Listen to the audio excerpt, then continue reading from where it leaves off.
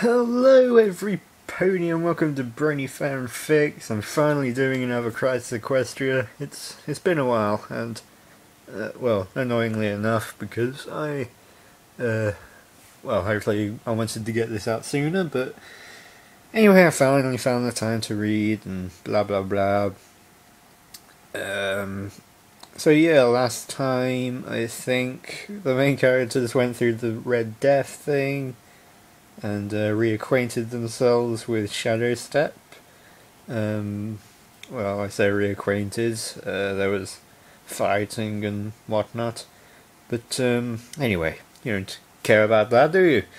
You care about Chapter 21 of Crisis Equestria.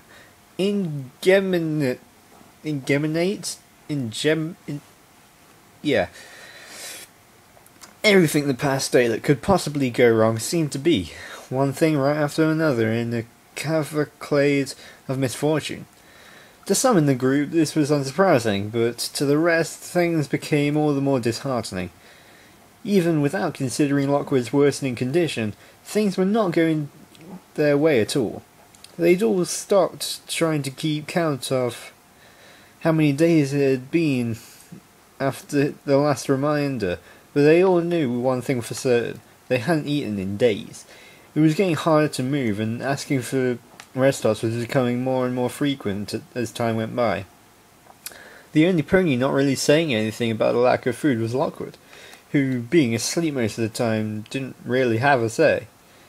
Applejack and TikTok, after the latter had calmed down and composed herself a little, had planned out a route that should have been faster than the previous choice, but now it was starting to look like it had been wishful thinking.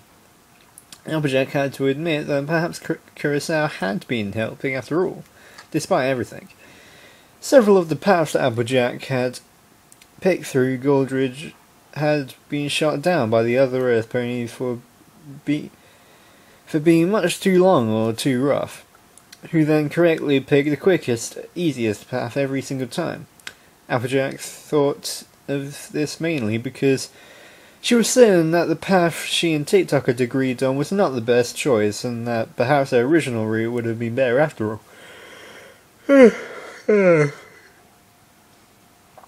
Sorry, I just got up. TikTok's map supported the idea that the place they were wandering through didn't have a proper name, at least as far as the map itself was concerned. It was just another section of the wasteland that happened to be incredibly different in its terrain. Instead of flat, lifeless, barren terrain, they now walked through a rough field of rocks and boulders. Not dotted by rocks, not strewn with rocks, not abundant in rocks, but literally blanketed by rocks. The patches of flat ground were few and far between, and seemed to form the natural maze of sorts of boulders and stones of every size and shape, and the map was critically useless in helping them navigate due to a very odd fact. Rocks shifted and moved occasionally on their own, changing the layout of the terrain as they went. I really wish I'd known this route was like this, TikTok admitted sheepishly. I swear that this region wasn't like this at all when I was here. It ain't so bad, Applejack called from ahead. I can feel the earth under me moving. Round and hang on. Everybody, take a step or two to the left. All the earthbound ponies did as was asked, and the moments after the rocks beneath them shifted to create a sort of wall several feet high along the line they'd been walking. How's this kind of phenomenon escaped your knowledge, TikTok? How's this kind of phenomenon escaped your knowledge, TikTok? Is what I'd like to know, Twilight hummed. You'd think a big region with such unique qualities would have at least earned its own name or reputation or something.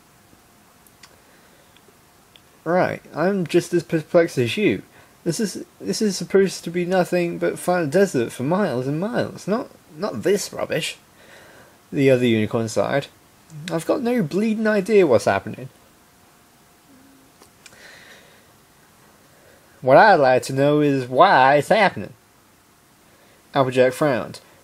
The earth feels like it's in pain. This whole thing it just ain't right. I tell you why. This is stupid, is what it is, Rainbow huffed. I can't see how this route is any faster. What with you all having to shuffle around down there like that? Psh, it's fun, Dashy. Pinkie giggled as she shimmied to the left to avoid another rock popping up underneath her. Every pony up on the dance floor, moving and grooving. If we can't be serious for just a moment, Rarity huffed, I do have to agree that this route is most uncooperative, and it certainly isn't getting us anywhere faster. At this rate, we'll waste away before we get to Hope's Point. Don't y'all start complaining about chipping a hoof, or Applejack started. Heavens, Applejack, I was referring to Lockwood. She interrupted quickly. The poor stallion is in dire straits right now, and I'd like to think we owe him the decency of a little comfort in his travels after he risked his life for Fluttershy, don't you? Applejack turned back to see that Fluttershy was struggling to avoid the popping rocks while keeping Lockwood, who was at the moment very much asleep, steady on his back. She frowned. Yeah, I know, but if we're gonna get him any sort of medical help soon, this here is the fastest way through. I know it ain't too easy to get through, but we ain't got much other choice. I don't see how that's possible, Rainbow scoffed. What with all the moving around you're all doing, it seems like we're wasting any sort of advantage of time this way would have gone us. This is getting pretty typical, and that's getting really annoying. Rainbow Dash, please, Rarity glared. I would appreciate it if maybe, for just a little while, you'd maintain a positive attitude about things. Your complaining is not making things any easier on dear Fluttershy's mood at all. Oh, she can do what she wants, Fluttershy said quietly. She helped Flutter straighten Lockwood back out on his back. Her mind was on other matters, and she didn't care much for the others complaining right now, no matter what it was about. You see, the poor dear's broken up about this whole thing. Rarity frowned. Oh, I do hope things turn out okay. I think that should be every pony. Every pony just needs to mellow out, Twilight snorted. All this arguing and complaining isn't helping, and it's distracting Applejack from navigating. Keep going, AJ. We're right behind you. Right, thanks, Sugar Cube. Applejack sighed. I tell you, if I didn't have this here geo whatever, this here route would be downright impossible. It's hard enough as it is. Yeah, exactly, Rainbow groaned. I don't even see why you're complaining about any of the routes anyway, Rainbow Dash, Rarity pointed. You can fly. It's not like you're down here trying to avoid all this unpleasant shifting and churning and all that. That's not the point, Rainbow said defensively. The point is we're wasting all of our time. We're supposed to be a team, you know. Yeah, Team Harmony, Pinkie bubbled. Bring love and peace to ponies everywhere. Love and peace. She smiled as she held her hoof into the air. She suddenly looked at it in disappointment. Oh wait, that doesn't work with hoofs.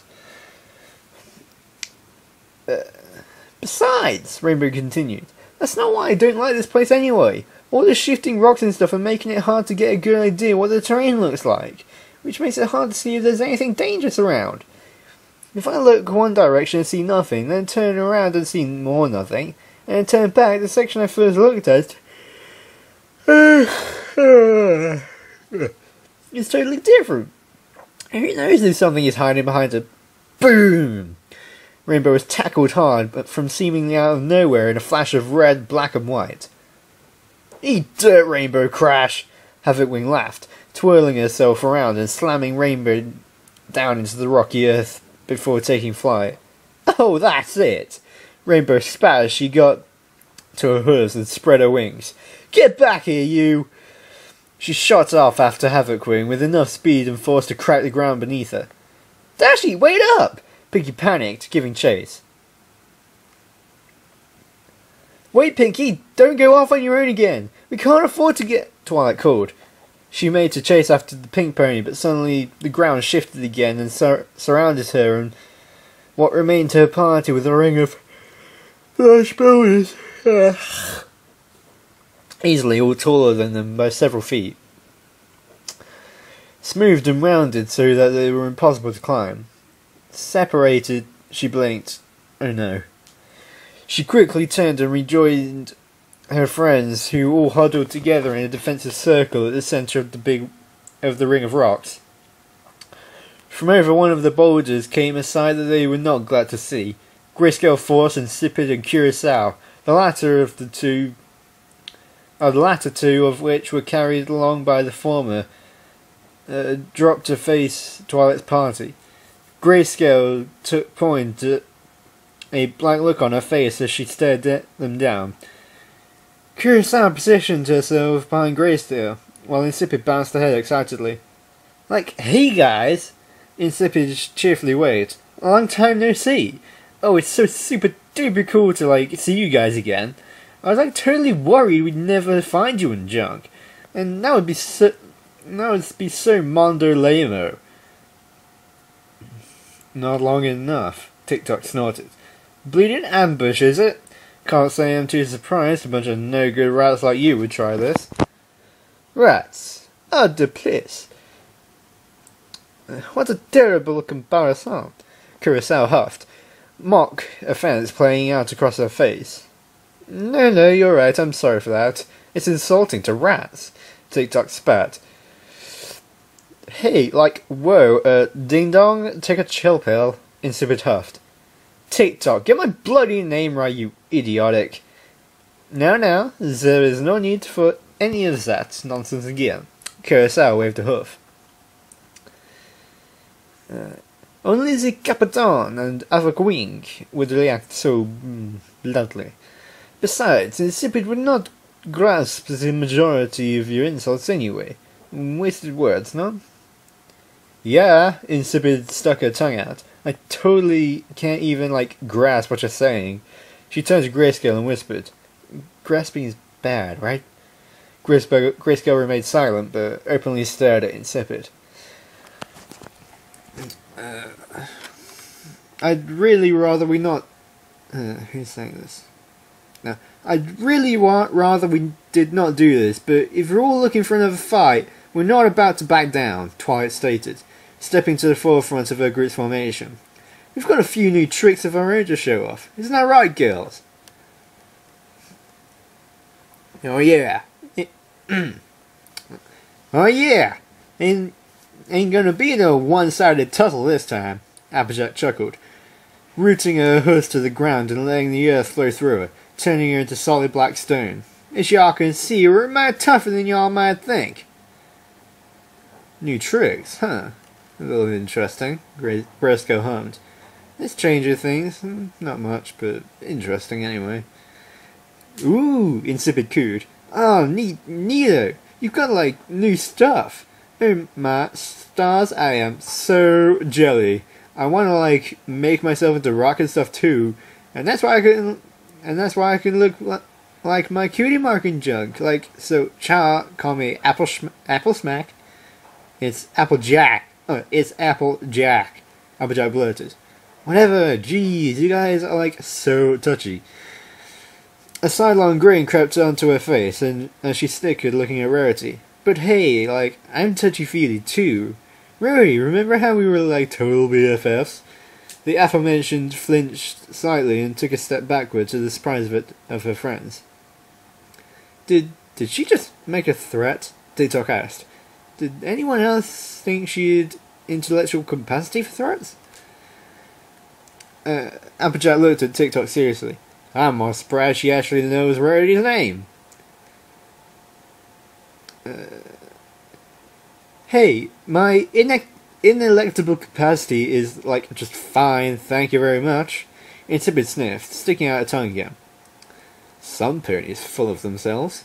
Rarity snorted, regaining her confidence as Applejack and TikTok snickered at the charcoal-coloured pony.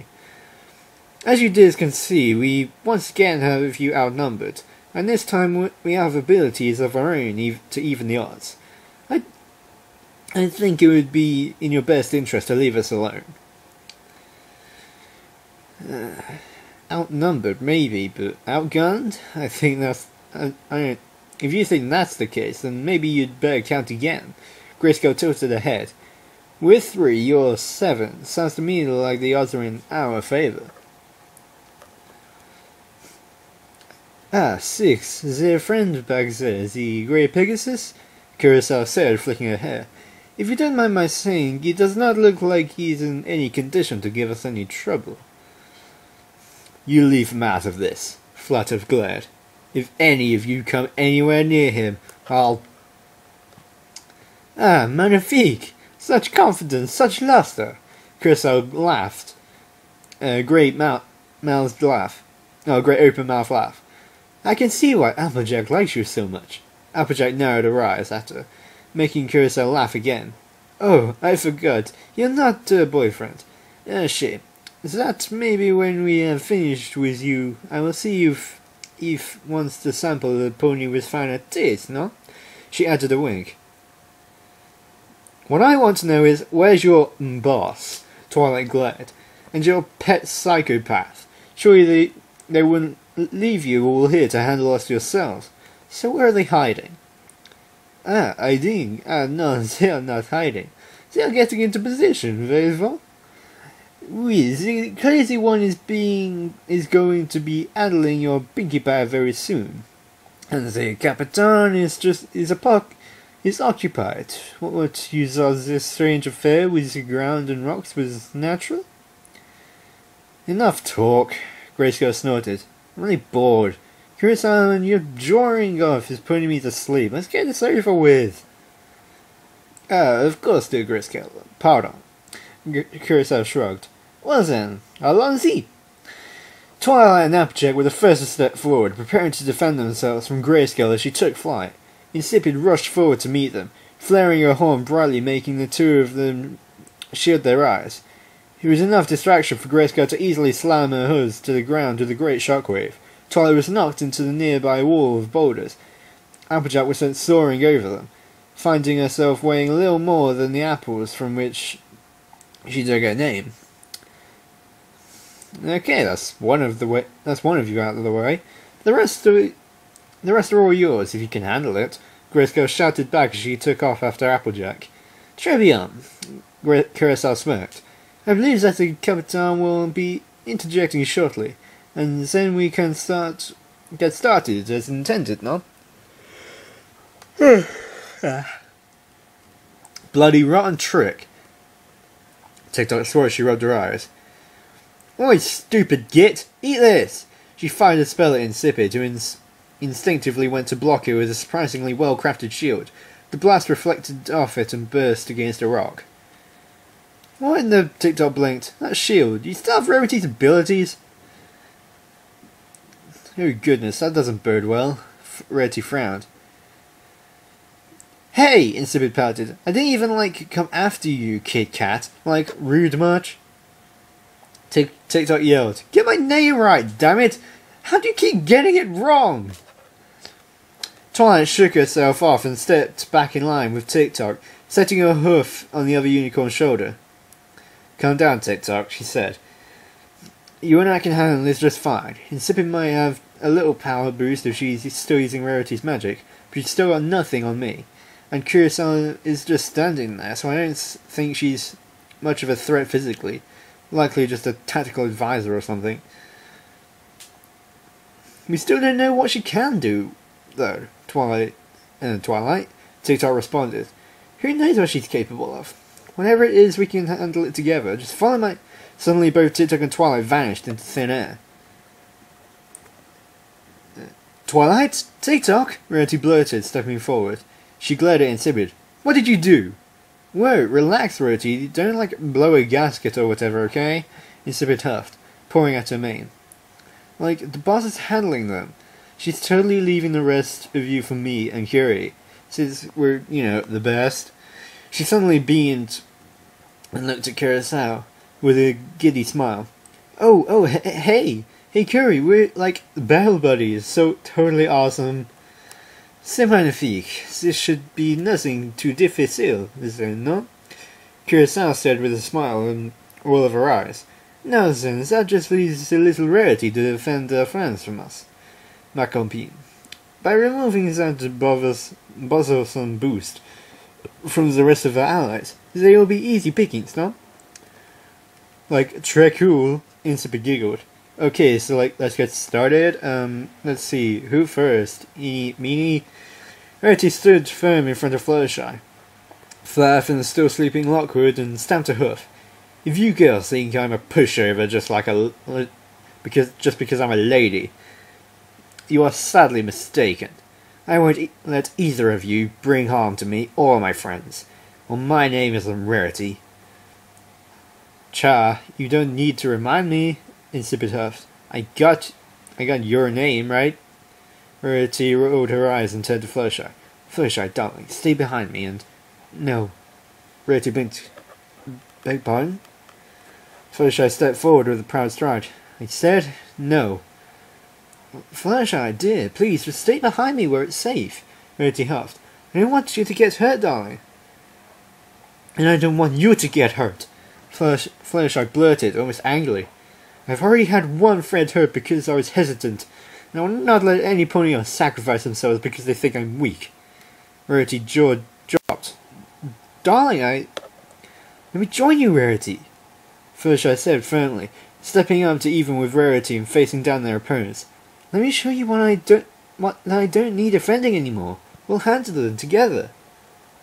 That is so totally cute and junk. Insipid cooed. The little squeaky thing, think she's like a fighter now or something? Super major funny. That's what's she gonna do? Like, cry on me, huh? Are you gonna cry, squeaky thing? She turned to Curacao and snickered. Hey Curie, do you like my Havoc Wing impression? I've totally been working on it. D'accord, c'est convenable. Curacao nodded. Insipid's face remained blank. Curacao rolled her eyes. He's good, ma compine. The unicorn gave an excited squeal and clapped her hooves together. Fluttershy glared at Insipid. This one's mine, Rarity. Fluttershy, darling, let me... Lesson 10, Fluttershy shouted. When some pony wants to disrespect, make it clear that they'll get wrecked. If you insist, dear, Rarity nodded. Very well, then I shall handle Curacao. We'll take them together. She turned behind her. Mr. Flathoof, do see to it that you stay back and keep dear Mr. Lockwood safe. Of course, Flathoof nodded. I wish I could help, but... Think nothing of it, darling. I'd rather know that he's safe than have an extra pair of hooves. We shouldn't need them anyway, if you don't mind my saying. Ugh. Curacao snickered. It seems that the battle is set assez que je vois. I have no idea what that means. She gave a pronounced frown as she examined the little area. Ooh la la, but there is no room for the four of us to get into things, n'est-ce pas? The captain should fix that in. The rocks around them all shifted violently, a tall divider ripping up the ground between Rarity and Fluttershy, separating the circle into halves. But Fluttershy and Rarity dove to the sides to avoid it as it ripped through towards them, ending up on the opposite sides. The wall of rock continued to tear through the ground towards Flathoof, who ran away from it and leapt as high as he could towards the rock wall behind him, clearing it just barely and catching his rear legs on the top. He and Lockwood rolled on now smoothed ground on the other side, tumbling together in a heap. Lockwood landed on his injured wing and jolted awake with a howl of pain. Ah! God damn! Oh, what a fire! Where are we? All around the ground outside, the little rock arena was a flat desert. accepting the massive formation of rocks in certain areas that seemed to be strategically placed. The one just near the two of them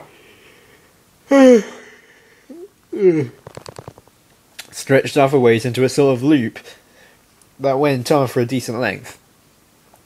And Flav caught sight of two more formations in the distance, one to the west where Applejack had been sent flying, and another to the south they could just barely see from here.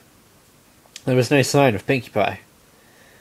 In the middle of a battlefield, it seems, Flav hurriedly said as he lifted the Pegasus onto his back. "I've got you back, buddy. Just sit tight, okay? I'm getting you out of here." "Where is everyone?" Lockwood winced. He suddenly looked around in panic. "Fluttershy? Where's Fluttershy? Flav, go back, we forgot." "Relax, Lockwood," Flav assured him. "She's busy at the moment. Just relax, alright? Are you going to be okay?" I'll be fine," Lockwood sighed. Suddenly his expression changed. "Hey, what's that there?" He pointed. Flav followed his gesture a ways away and saw something familiar. He sighed and trotted over to him and picked it up with his teeth, passing it back to Lockwood. "Here, keep it safe, yeah?" I don't think Applejack would like it if I was wearing her hat," Lockwood said nervously as Flav set it on his head. "Better you than me," Flav said simply. "Okay, I guess. I don't at all like it. I don't at all like this, though." "Me neither, buddy," Flav nodded, looking skywards. "Me neither." "What's the matter, Dragon Breath?" Rainbow taunted. "You having trouble keeping up?" "Ha! Horse apples I am," Havoc Wing called ahead. "You might be fast, but not fast enough." Rainbow spun to Havoc Wing, shooting forward and looped back right in a flash. "Oh gosh," yawning is annoying me. Havoc was quick to readjust her trajectory and was back on a pursuit path again in seconds. "This isn't good. She is fast," Rainbow muttered to herself. "Here I thought I could outrun her easy, but she's keeping up." "You're just making things worse for yourself," Havoc Wing yelled, trying desperately to keep up with Rainbow's top speed and barely managing it. "When I catch up to you, you're gonna wish you'd shown a little respect." "You're right, it's disrespectful to handicap myself, so you think you have a chance. Maybe I'd better stop playing around then," Rainbow laughed. Rainbow bolted forward with another burst of speed, taking a sizable leap over the screaming red Pegasus behind her and feeling the familiar sensation of the air pressure building up around her. Just a little more, and she'd hit rainbow speeds and leave the other Pegasus in the dust. Havoc Wing in a fury cut off power to one of her rocket-powered boots and took aim at the Rainbow Dash. Her speed dropped slightly at the loss of propulsion, but it was made up for as she started launching explosive bursts at the other Pegasus. Rainbow rolled and spun to avoid them, drastically losing her own speed in the process. "Damn it, how does she have such good aim this fast?" Rainbow swore to herself. "Not so fast now, are you?" Havoc Wing called, beginning to close the gap between them. "What's the matter? Afraid of a little fire, Rainbow?" Rainbow chuckled.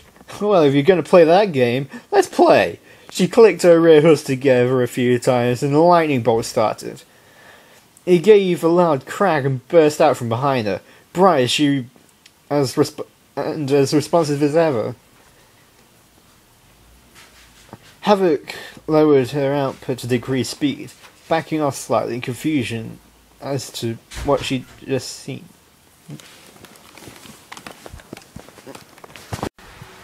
Right, sorry about that, my sister interrupted me.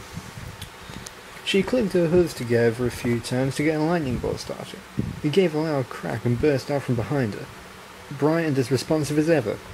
Havoc lowered her output to decrease speed, backing off slightly in confusion as to what she'd just seen.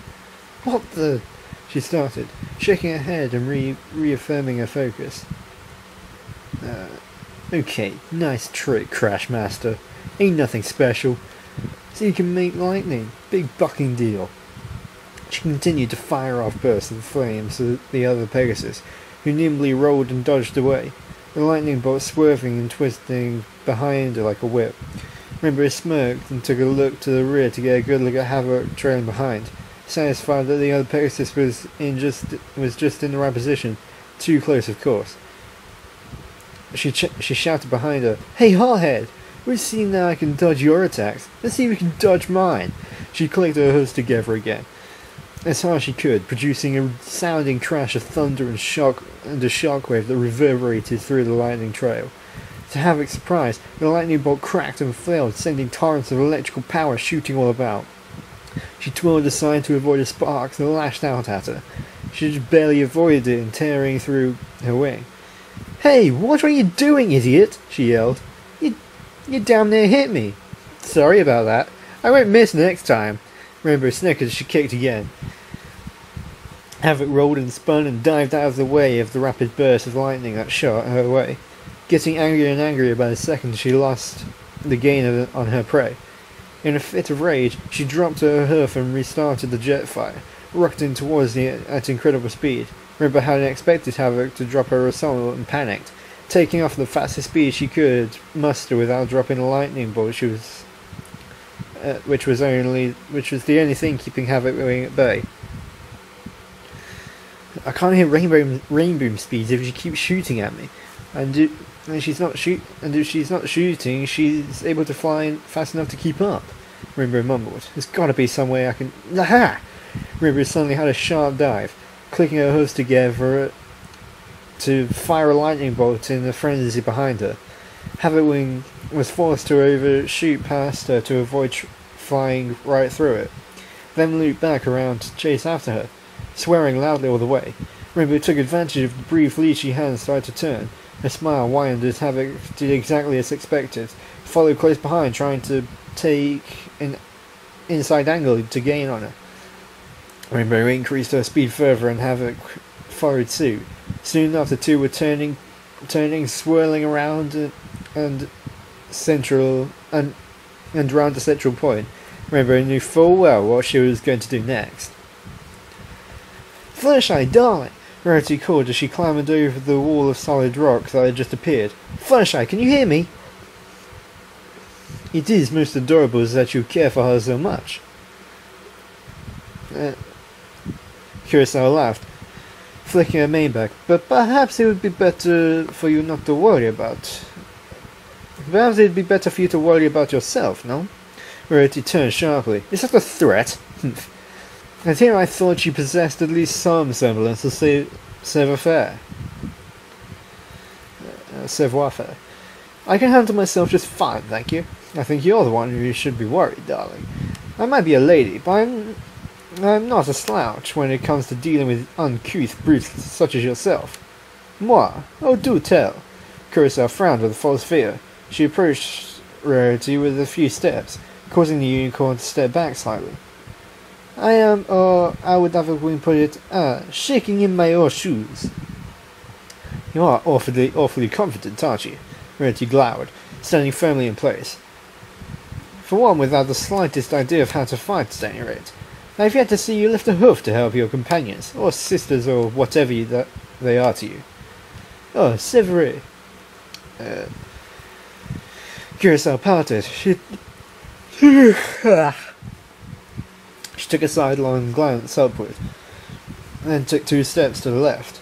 Rarity, in response, took 2 of her own to make some distance. Fighting, it is beneath me. I have so little time for for such dirty business. Voyez-vous? Why, I bet a ruffian like yourself would make a delicate little thing, such as moi, beg for mercy. Likely push me into the dirt and call me filthy names, no? Ruffian, oh darling." Rarity laughed sarcastically. "You have no idea who you're talking to. A ruffian? Me? I should think not. I don't need to get down into any of that uncouth behaviour, though, to handle you." "Oh, it's true. Alas, woe is me." Curacao held past one hoof against her forehead as though she might faint at any moment. "Un petit pony de terre, one little earth pony. all by myself against the might of a great and terrible unicorn. Whatever shall I do? She clapped her hands together. Oh, I know. Let's see. Evergreen should be passing over right about. A roar from above drew Rarity's attention as Rainbow Dash swooped down in a fierce dive, skimming the ground and blasting off into the air again. Evergreen followed closely behind, blasting away all throughout. A great ball of fire flew into the arena Rarity and Curacao occupied and exploded between Rarity and Curacao. The former coughed and flustered to get herself out of the cloud of dust that had burst up around them, and coated her with dirt and dust that got into her eyes and mouth.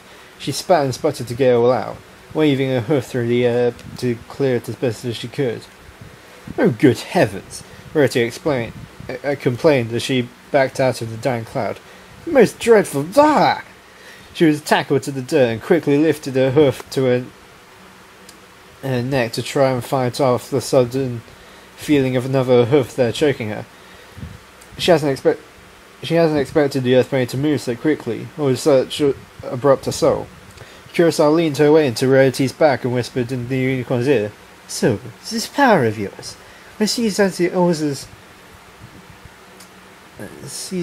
others with you have powers as well, but yours, it remains singularly fascinant to moi, to be able to boost the powers of others.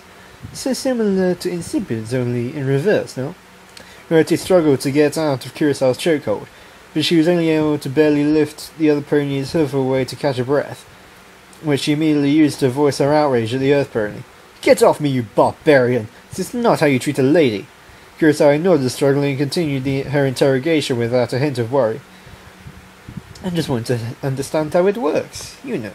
Insipid, she kept it when I asked her to, so I could study it. I can see where it would be an advantage, voyez-vous? Je veux apprendre. I want to learn more.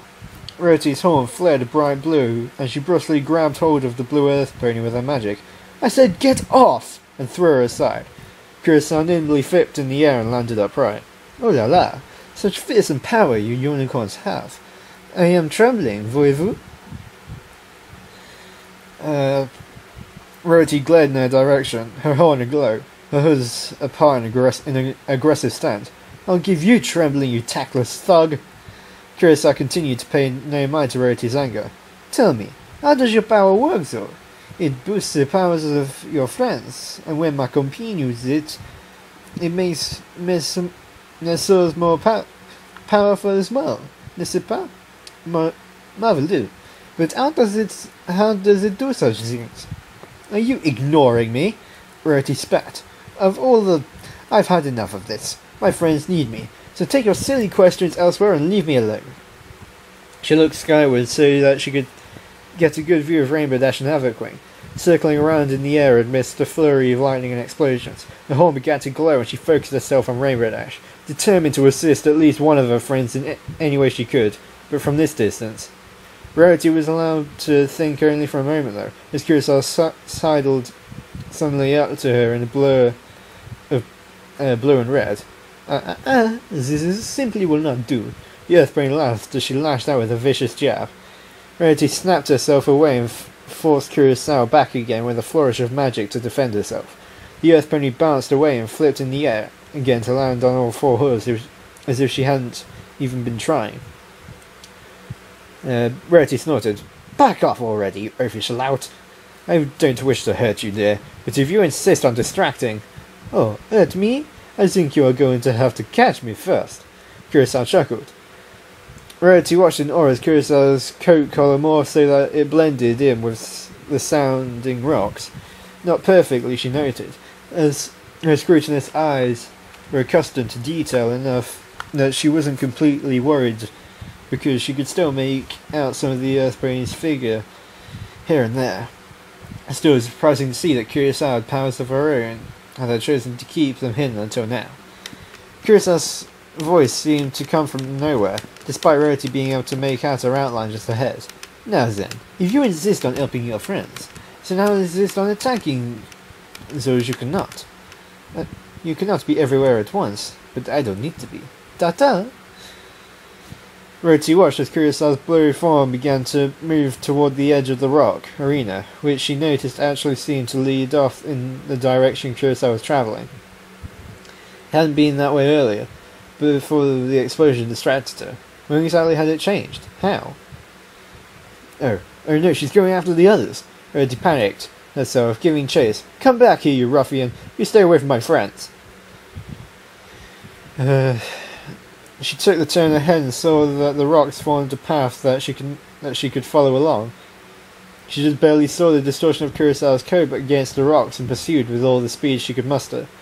She rounded another bend, and then another sharply after, with no sign of Kurosawa ahead, but Rarity knew full well she'd come this way. There was no other direction she could have gone, and the walls were too hard to climb or leap over without a great deal of strength or the ability to fly, or just bursting through if one had the power to do so. Kurosawa didn't have any of those capabilities. Did she? Oof! Applejack grunted as she hit the ground and tumbled away in a heap. She was glad it hadn't hurt. She had been thrown awfully high and flown a great distance away. She thanked the earth beneath her for providing her with support, grateful that even in the air it had heard her call and cushioned the fall. She got her hooves and readied herself for whatever was next, then looked around in panic after reaching for her head to adjust. My hair! She blurted worriedly. Where's my... Applejack... Grayscale Force glided slowly over the wall she'd just been launched over, landing squarely in front of Applejack and giving a great yawn. Applejack steadied herself and kept a wary eye on the Pegasus. Y'all are in for a world of hurt here, Featherbrain, Applejack glared, stamping her hoof to the ground and strengthening her connection to the earth. I ain't messing round this time. You and me, we're gonna have a hoof to hoof, mare to mare. There, I reckon we'll see how tough y'all really are. World of hurt? Right. Grayscale shrugged. You're welcome to give it a try. Come on then, let's see what you've got, she said placidly. Applejack leapt forward, surprised that Grayscale didn't move at all. As she reached the Pegasus, she raised the hoof to block Applejack, and the two ended up together in a tense grappling match. Grayscale, however, yawned and flicked her wings, adjusting her weight so that she had significantly more weight, forcing Applejack to struggle to maintain the strength she needed to keep moving the other Pegasus. After only a few seconds of trying, Grayscale stopped moving entirely, and Applejack began to panic. She relaxed her hold. Dang, she breathed. We're expecting y'all to be so fat. Your continued insults are cute, but tiring. Not bad effort, I guess, Grayscale said flatly. Not good either, though. Well, I'm still bored. Can we finish this now? Oh, we're just getting started, Missy. Applejack growled. She shifted her weight to get under Grayscale. She tackled the Pegasus' midsection and rushed her forwards towards the surrounding wall of rock. Infused with strength from the earth below, she pushed her along, even despite Grayscale's great weight. A few feet away, Grayscale flicked her wings and exponentially increased her own mass, causing Applejack to suddenly trip as Grayscale sunk into the ground. She flicked her wings again and kicked Applejack off of her, causing the earth pony to bounce away like a rubber ball, bouncing against the ground once or twice before regaining her footing. Rotten trick, Applejack spat as she steadied herself. Take your pick already. Are y'all gonna be super heavy or gonna make me super light or what? No fair doing both. Fair is for fools. Grayscale shrugged. It's just not practical to play fair. Kurosawa's assessment of you is pretty spot on, you know. Against her or Insipid, you've got an uneven advantage even before this. What, earth magic? What you've got now? And with that, I'd think you'd give Velvet or Havoc a pretty fair shot too. Me? Me though? I'm way out of your league, Ground Pounder. Oh yeah? We'll just see about that. Applejack snorted. Here we go again, second verse, same as the first. I guess. Grayscale sighed, lazily shuffling her hoof through the dirt. She took to the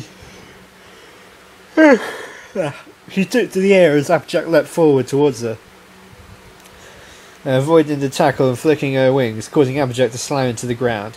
She circled around and increased altitude to the point that the Earth Pony couldn't even come close. "Get back here, you damn coward!" Applejack shouted. "Fight me like you're a mare, dagnabbit. You only doing this right." "Like I said," Grayskull called down, "if fighting dirty is wrong, what's the sense in being right? Pretty simple concept. Get through your thick skull." "Yeah, I'll just keep thinking that," Applejack spat. "You know what I think? When I'm given these easy jobs, it's a mixed blessing," Grayskull said in a drawn-out, long-suffering tone. "On one hoof, it's easy as all get out.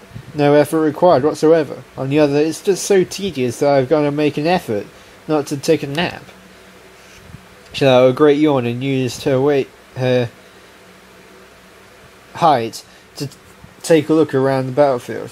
Her companions were all in the midst of battles of their own, as she and Curacao had planned. From here, she'd be able to offer them a little bit of assistance when they needed it most. At the moment, no pony really seemed to be in any need for help, so she lazily reclined back in the air and relaxed. Curacao smirked to herself as Rarity ran straight past her. She stood effortlessly just off the centre of the path, her figure completely invisible. Magnifique. She whispered to herself as she examined her hoofs, which she could not, in fact, see at all. More than enough time. She took a deep breath and focused her mind until she could hear Grayskull's thoughts. "Grayskull," she said, "can you hear me?"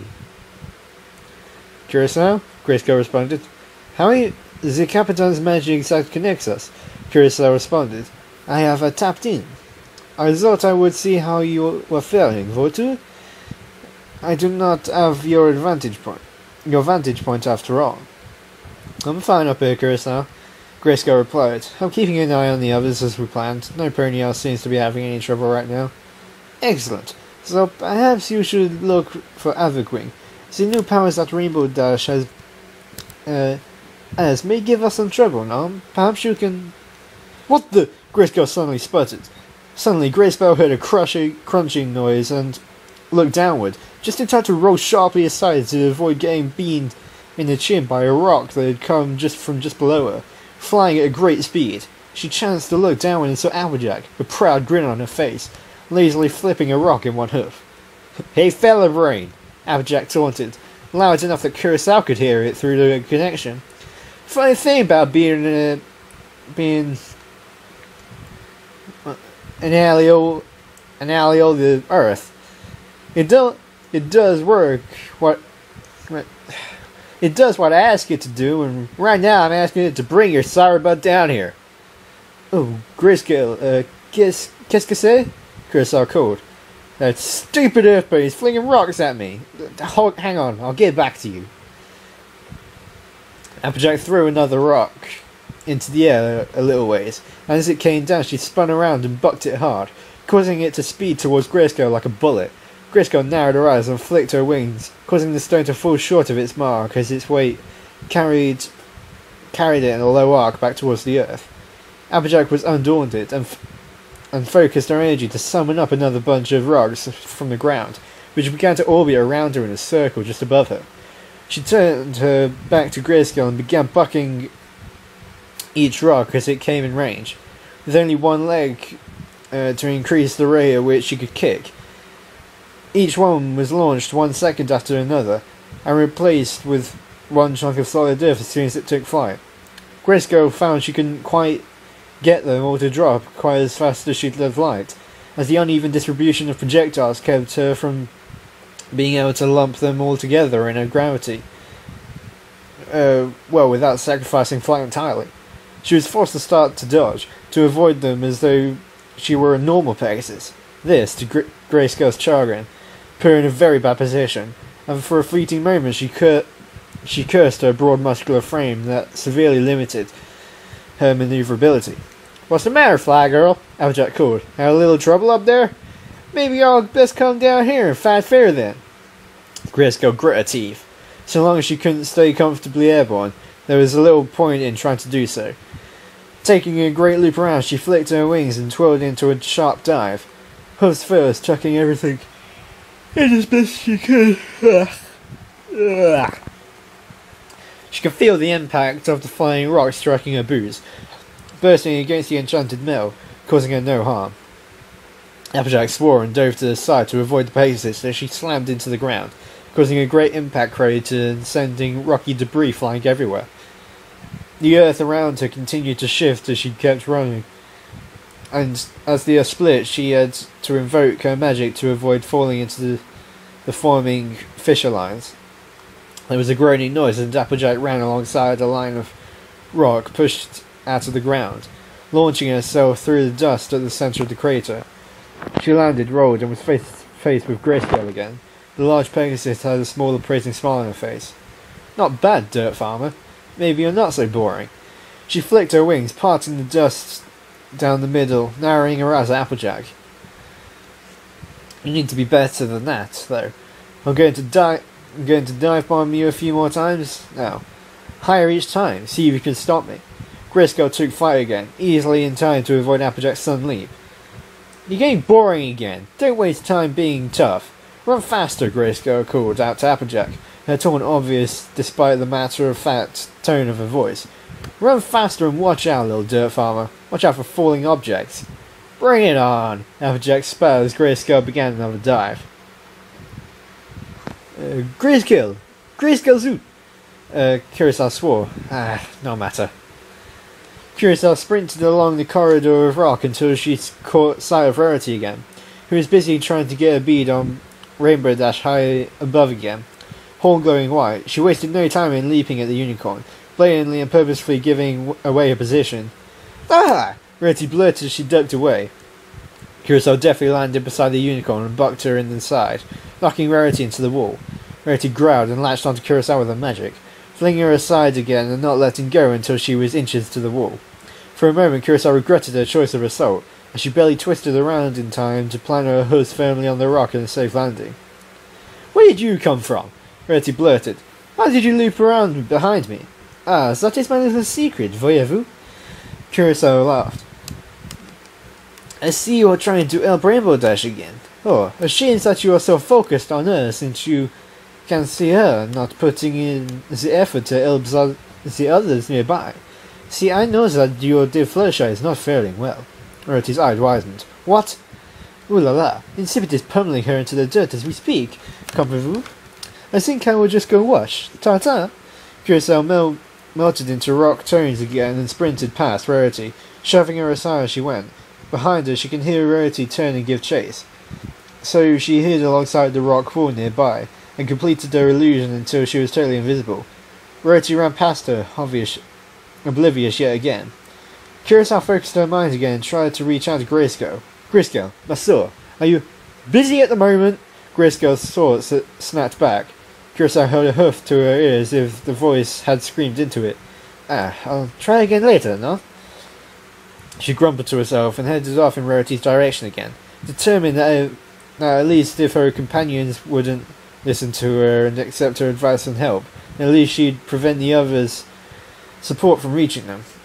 As she ran into another corner, she saw Rarity fighting her way over a group of rocks, trying to reach the other side where they both knew Fluttershy was. "So, are you gonna do something or what?" Insipid sighed. "You're just, standing there, you're totally super dull. I'm just giving you a chance to apologize for everything you've done and tried to do, and to give up before things are getting out of hoof," Fluttershy said firmly. "I don't want you hurt. But if it means keeping my friends safe, I will. No pony hurts my friends anymore, you hear me? No pony." "You hurt me? That's, so totally adorable." Insipid laughed. "I mean, hello, it's like what I said earlier. What are you gonna do, cry on me, huh, Buttercup?" "Fluttershy," the Pegasus stamped her hoof. "Okay, whatever." Insipid rolled her eyes. "You guys really totally need to, chill out. I so can't be bothered remembering all these super useless names, So anyway, are we, gonna fight now, or what? 'Cause you're, boring me to death over here. I mean, guess if you want to, talk to me or whatever, that's cool, I guess. But, I mean, really, do I have to just ignore you and go after your, boyfriend?" Fluttershy turned pink. My what?" That, fat hood guy in Sibling. You and him are, an item or whatever. Fluttershy's eyes drooped in bewilderment. What? Wait, oh no, that's right, it was you and Rarity that were so totally... What? No, oh, whatever. No more talking like, Insipid shouted as she leapt into action. Fluttershy took a defensive step back, but often him exploded out of his gem to pounce on Insipid himself. He managed to pin her to the ground rather quickly and growled menacingly in her face. Insipid screeched, "Ah! Holy fucking hell! Big dog! Big dog!" "Oh, good boy, offered him. Fluttershy breathed in relief. She trotted over to pat him on the head. "Here's a good spirit wolf." "Yeah, yes you are." "Okay, offered him. Just keep it pinned while I go see if I can help." "Wait," Insipid said, her grin widening and her eyes brightening. "This, dart thing is a bit of magic. Totally awesome." She pressed her hoof sharply against Offenim's chest, causing a sharp electrical sound to shoot through the air. Offenim yelped and leapt back several yards as the searing sensation of Insipid's magic coursed through him. His light flickered slightly as he appeared to have been winded by the attack. "Offenim? What happened? Are you okay?" Fluttershy panicked. The spirit wolf shook his head as if to get rid of the water in his ears, regaining his colour gradually as he got back into a defensive stance in front of Fluttershy. "Ooh, that's good magic." Fluttershy Insipid moaned as she got to her horse. "Oh, my stars, super neato. This power is almost like curious. Awesome. Let's see." Insipid flared her horn a bit with a dull yellow glow, and then suddenly her figure began to warp. Fluttershy stepped back instinctively. Offering stayed by her side and growled at the brightly shining form of Insipid. Seconds passed and the white glow of her horn shifted and changed until it finally took a new shape. Fluttershy gasped as Insipid morphed herself into a wolf. Dropping down on all fours, her fur was as charcoal black as before, except for a streak of electric yellow mane Oh, hang on. Right, that's the second time I've been interrupted. Something just doesn't want me to record today. Anyway, Insipid flared her horn a bit with a dull yellow glow, and then suddenly her figure began to warp. Fluttershy stepped back instinctively. Offenham stayed by her side and growled at the brightly shining form of Insipid. Seconds passed and the white glow of her body shifted and changed until it finally took a new shape. Fluttershy gasped as Insipid morphed herself into a wolf, dropping down on her all fours. Her fur was a charcoal black as before, except for a streak of her electric yellow mane following her forehead and a line back to her neck. Her key mark was still emblazoned upon her side, but her horn was gone. Her eyes still retained their pony-like shape and colour, not at all like a real wolf's. She looked at her paws in an awestruck silence, before excitedly bouncing back onto all fours. Despite the new shape, she could still talk just fine. "Oh boy, super major fresh. Check it out, I'm a doggy too, woof woof." Fluttershy's eyes widened. "What?" "Now it's a fair fight, for sure." Insipid growled as she readied herself. "Okay, ready, set, go." Insipid leapt to Offenham, tackling him roughly to the dirt. Offenham was able to roll out of her grip, but she was on him again before she had much of a chance to move. Wrestling him to the ground and pinning him there as she'd done to her earlier. Fluttershy stepped back defensively as the two rolled around, worried about getting too close but desperately scared of Offenham's well-being. Oh, Offenham, be very careful!" Offenham howled as Insipid bit down on his neck. The attack didn't seem to cause any physical damage to the spirit's form, but it still caused him a great deal of pain and his light flickered slightly. He shrugged her off him and wrestled her to the ground again, pinning her and growling in her face. She gave a frightened whimper and tried to scoot away. "Oh, try not to hurt her though, Offenham," Fluttershy said sternly. "Aw, it's so cute that you're worried about little old me," Insipid chuckled.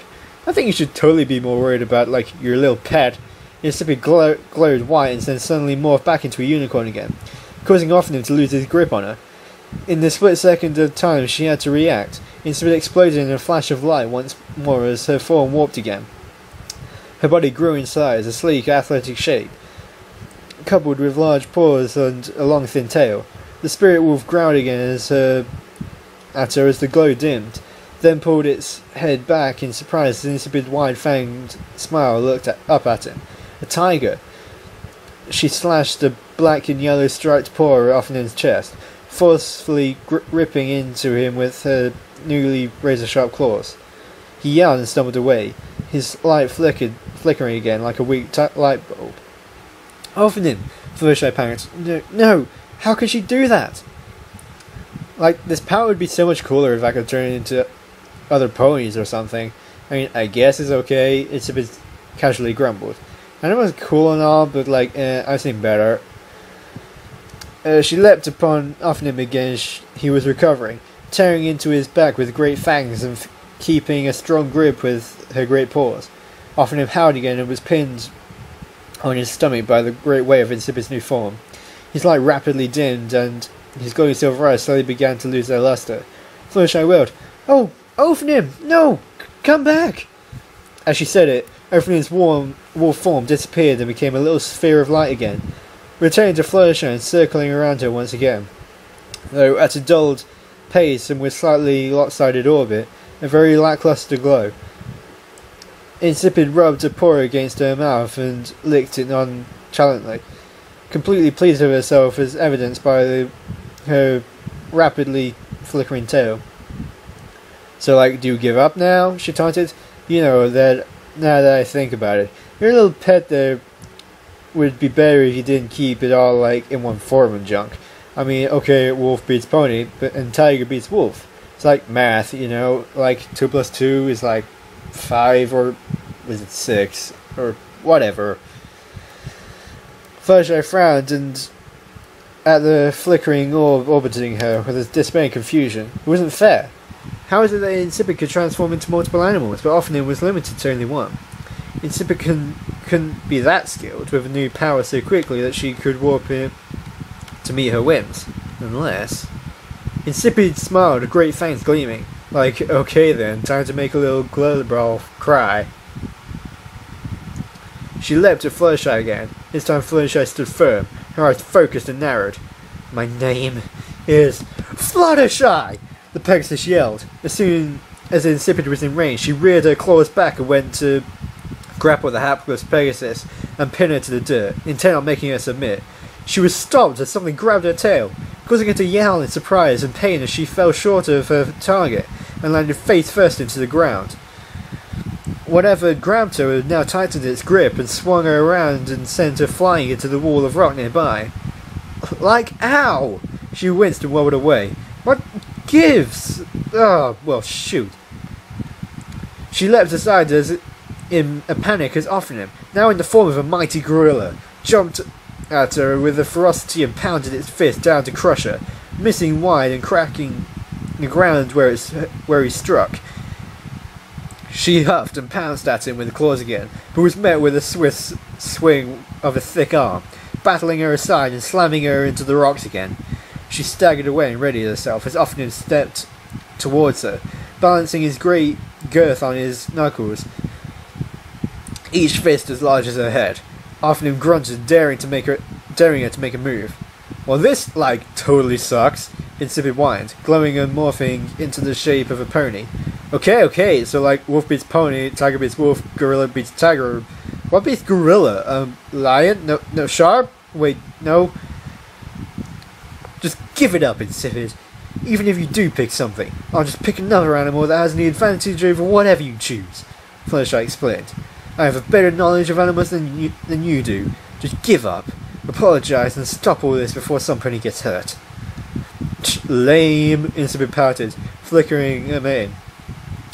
Like, the boss wouldn't like it if I just, rolled over for you like a dog, so like, bite me. Suit yourself, Fluttershy sighed. Ophanim, the gorilla grunted in affirmation. Let's get to work.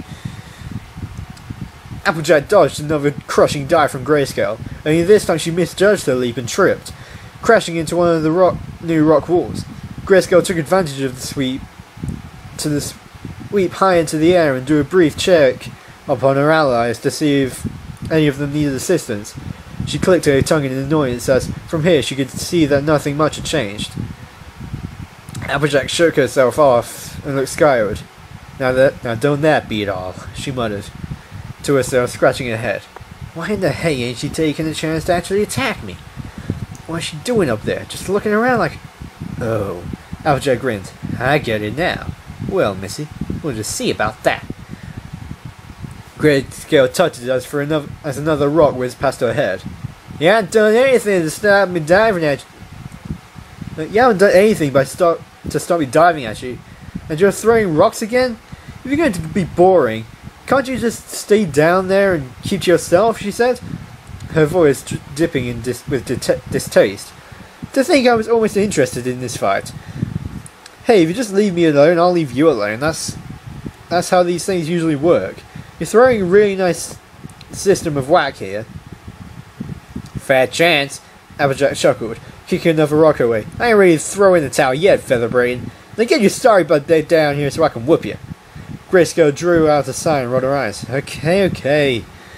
If all I have to do is keep you busy. Grayscale dove again. Applejack remained still. Grayscale came in hard and fast. Applejack stood firm.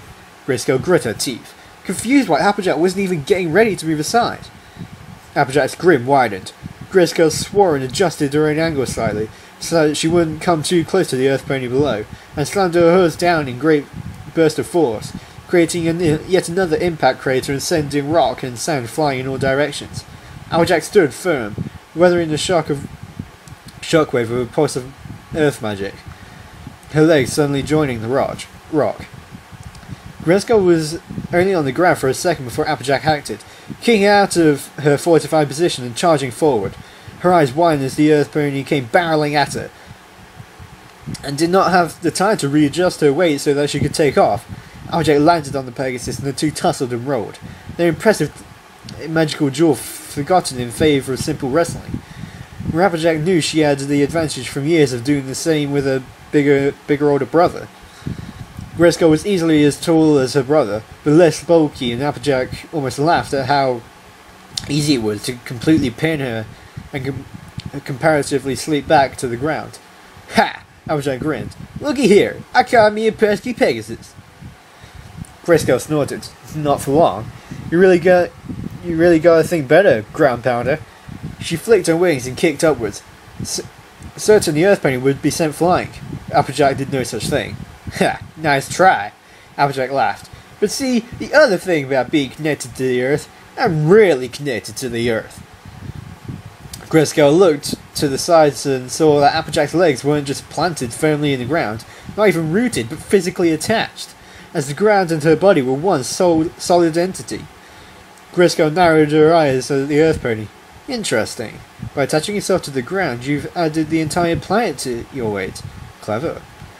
Yeah, I reckon it is. Applejack shrugged, and she then settled in an opposite position. She then settled in and positioned herself over Grayscale so that the Pegasus couldn't move at all. Now you and me, we're just going to sit here and have us a grand old time. Grayscale snorted again. So you'd abandon your friends to their enemies. If you do this, you realise you can't help them. I saw what y'all doing up there, trying to help your friends out. Well, I figure making sure all of my... Okay, I've lost my way. All of my friends get to be in fair fights. I'm helping them more than I would be otherwise.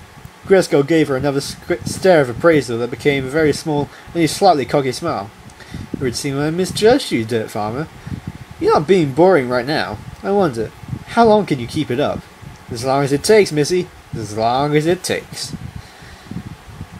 Pinkie desperately tried to keep up with the fight going on above her, watching intently as Rainbow and Havocwing battled back and forth, lightning and fire blazing this way and that in a display of explosions and lights that would otherwise had been entertaining to watch.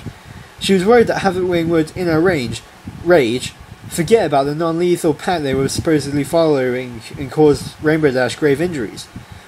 Worried that maybe Rainbow's powers weren't enough to handle the other Pegasus, even as much as she hoped, and that she was fine. And knew that she was fine. She wanted to help, but her worries were keeping her from getting a good idea of what to do, of how to do so. She was so focused on what was going on above her that she almost ran into a boulder that sprung up in front of her. She frowned and tried to get around it, only to find another spring up in her path, again and again and again, until she was surrounded by rocks on all sides in a neat and tidy circular ring, too small to jump out of normally. But Pinkie wasn't worried about that. She leapt straight over without incident, but then the cold started to creep in. Well, well, well, looky at what I caught, came an all too familiar cackle. A Pinkie Pie, fresh and plump, just how I like 'em. Pinkie frantically looked around, ready for anything or ready for nothing, but as the case may have been, she did not expect the darkness to begin encroaching on her so quickly, and soon lost sight of even the rocks right in front of her. She grit her teeth and backed into the only shred of light she could see, which was slowly but surely bleeding away.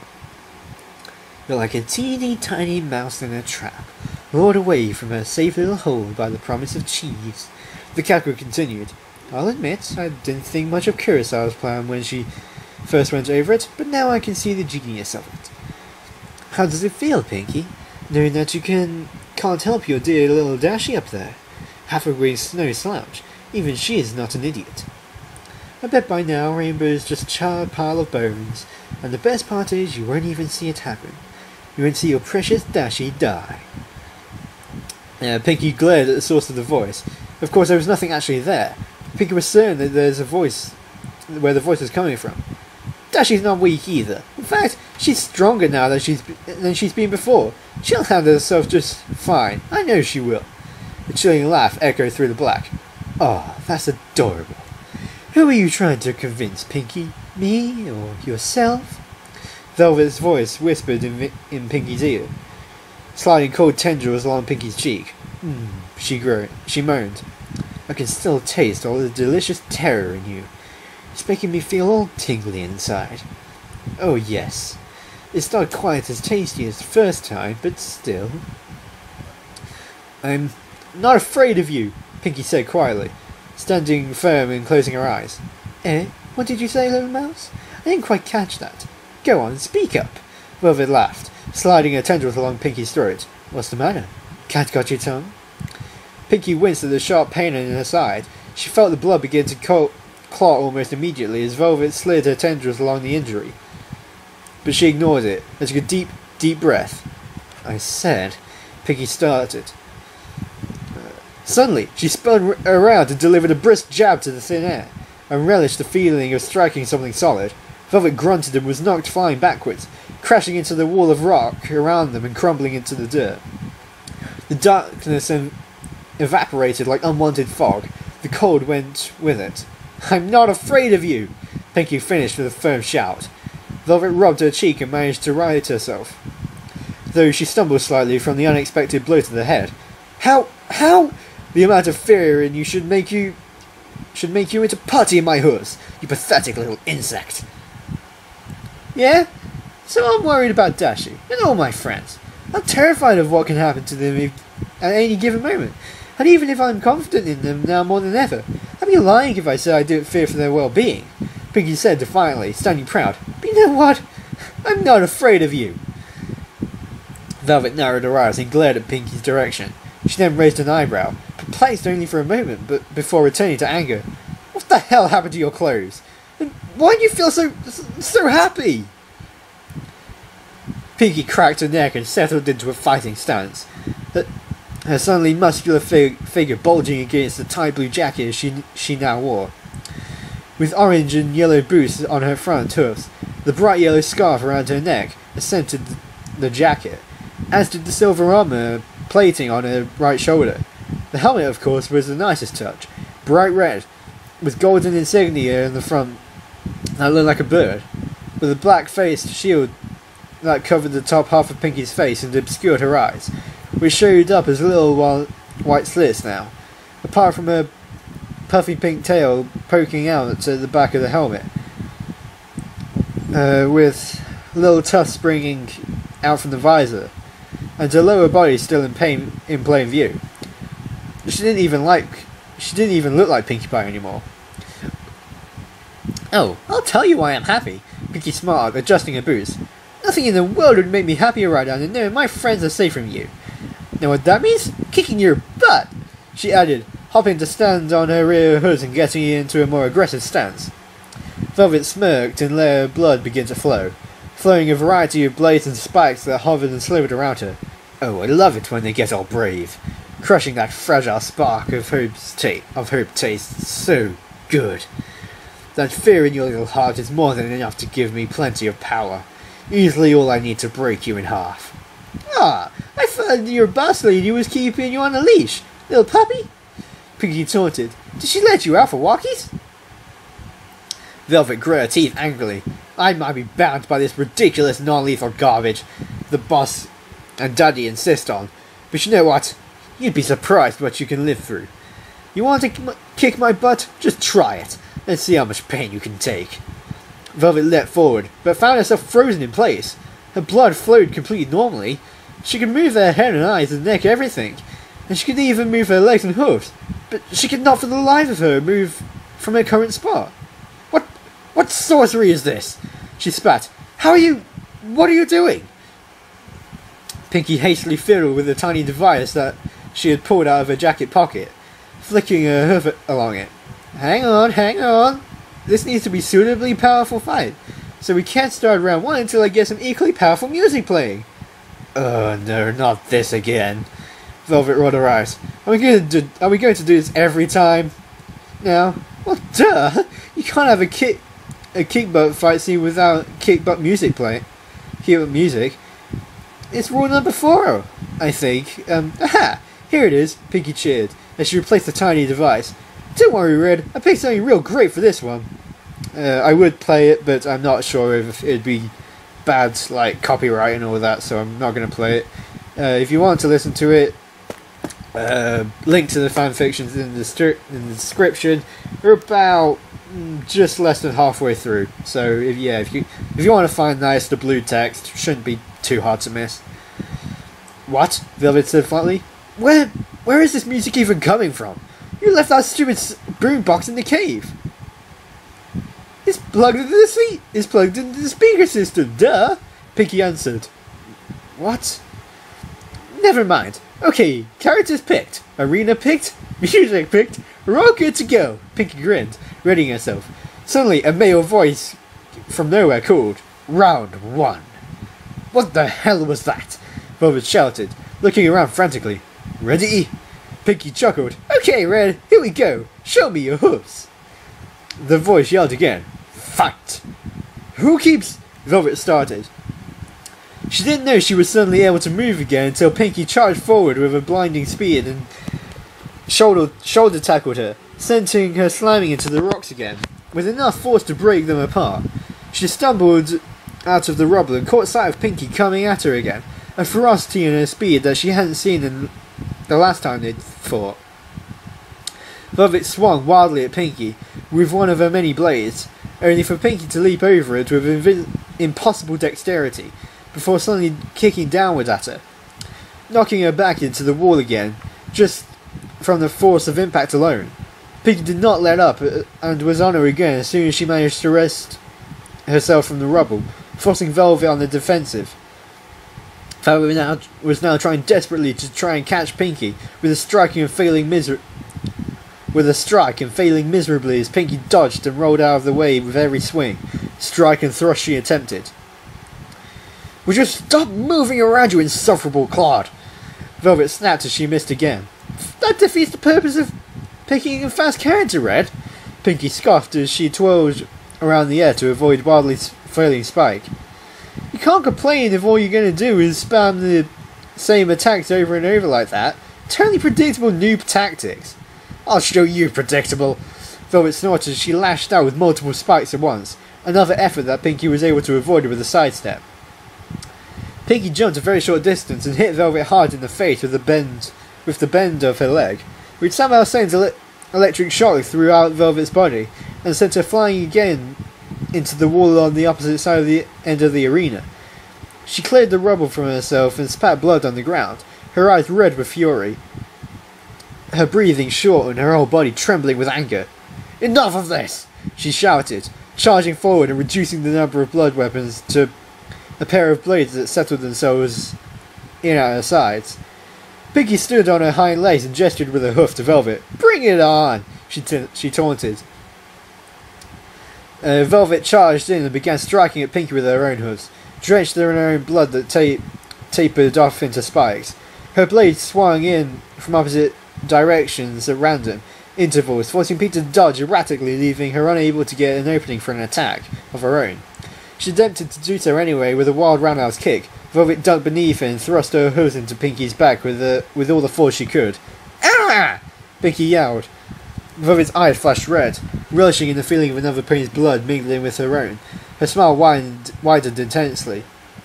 She let her blood flow freely again, causing the spikes at her hooves to form spiked points to keep them attached in as they attached to free-moving tendrils so she could effortlessly continue her assault. She slammed Pinkie to the ground face first, then flung her with all her might at the nearest wall, then Pinkie fly painfully off the tendril and slam into solid rock. Pinkie stumbled and coughed as she made her way out of the rubble, in time for Velvet to leap upon her again, grabbing her face with a tendril and lifting her off the ground. Pinkie frantically tried to get out of the grip, but her hooves couldn't fight off Velvet's tendrils. Velvet's grin widened, her teeth becoming fangs and her eyes burning red with hate and bloodlust. She squeezed and squeezed until the helmet began to crack. The glass shattered. She just kept squeezing. "You have no idea how good this feels," Velvet said with a pleased sigh. "I'm surprised you're holding up so well, Pinkie. I might not be allowed to kill you, but the things I can and will do without ending your life will give you nightmares. Here, allow me to..." Suddenly Pinkie dropped out of her grip to the floor. The male voice from nowhere suddenly called, "K.O. What the? Red Velvet wins." What? Velvet sputtered, looking around. "Well, yeah, okay, I guess I did, but..." "Ooh, okay. Unless I underestimated you, Red." Velvet turned slowly to face Pinkie's voice, which was much too perky for her liking. There the other pony stood, completely unharmed, her clothes repaired and helmet untarnished, taking the time to do some stretches and everything as if nothing had ever happened. The arena itself had managed to, without her noticing, repair itself, returning to its perfectly circular shape as if time had been reversed. No! Velvet stammered, falling to her backside in disbelief. "Impossible! You couldn't... How?" Pinkie ignored the questions and got back into a fresh fighting stance, cracking her neck and grinning wide. "This time, Red, I'm going all out. No more Miss Nightmare. I'll show you why I'm top tier." Velvet ground her teeth together in a rage, before suddenly snapping and letting out a great insane laugh. A laugh that went on for far too long, and actually made Pinkie a little nervous. "I see. We're locked in an endless struggle then." Velvet narrowed her eyes. "I just destroyed you. I don't know how you're still standing, but what does it matter? If this is how you want to play it, then very well, let's play. I'll destroy you again and again," and the voice called out suddenly. "Round 2. And where is that voice coming from?" Velvet spat. "Ready. Fight." I think I'm going to end it there because I've got people coming around in a bit. So, yeah, that's going to be Chapter 21, Part 1. Not even halfway through, which is annoying. But anyway. Thank you for listening. I hope you enjoyed this first part. It was I was getting into it, but you can probably tell from my voice. It's a lot of action, and I'm glad to see their powers being utilised into a proper battle. So with that, thank you for listening. I hope you'll come back with Part 2. Hopefully I'll get it finished in Part 2. Hopefully next time whenever there's many interruptions. So yeah, thank you for listening. I've actually forgotten my outro, it's been so long. Thank you for listening. Have a good day, keep on spreading the magic of friendship, and I'll see you next time.